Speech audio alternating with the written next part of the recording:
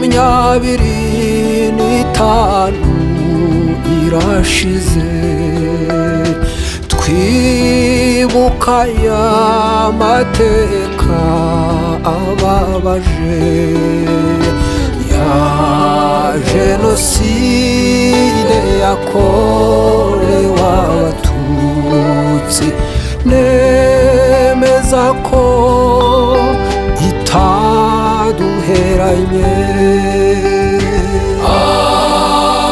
abacitse ku icumu ntituzima nubwo agahinda kacu kadashira tukabyazamo ishyaka n'ingoga tukanogerwa no gufatanya n'abandi kwiyubakira u Rwanda.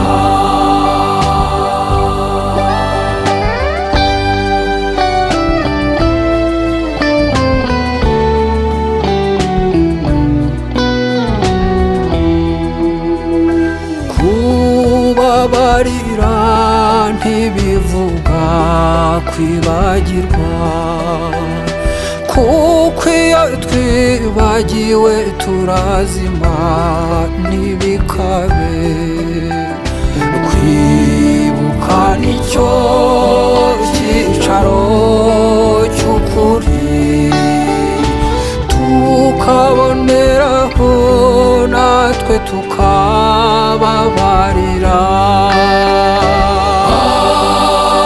abacitse ku icumu ntituzima nubwo agahinda kacu kadashira tukabyazamo ishyaka n'ingoga tukanogerwa no gufatanya n'abandi kwiyubakira u Rwanda. Twebwe abarokotse nubwo twababajwe ntiduhera mu maganya y'urudaca, ntitwitwe imbabare ubuziraherezo, ahubwo dufite umurava tukanogerwa no gufatanya n'abandi kwiyubakira u Rwanda.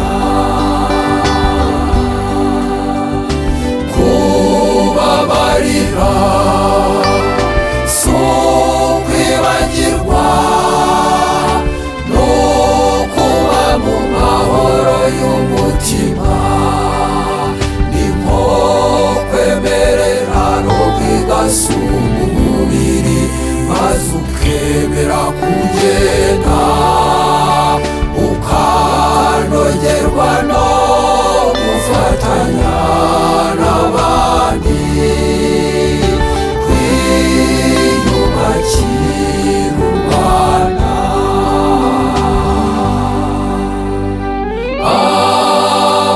Abacitse ku icumu ntituzima nubwo agahinda kacu kadashira tukabyazamo ishyaka n'ingoga tukanogerwa no gufatanya n'abandi kwiyubakira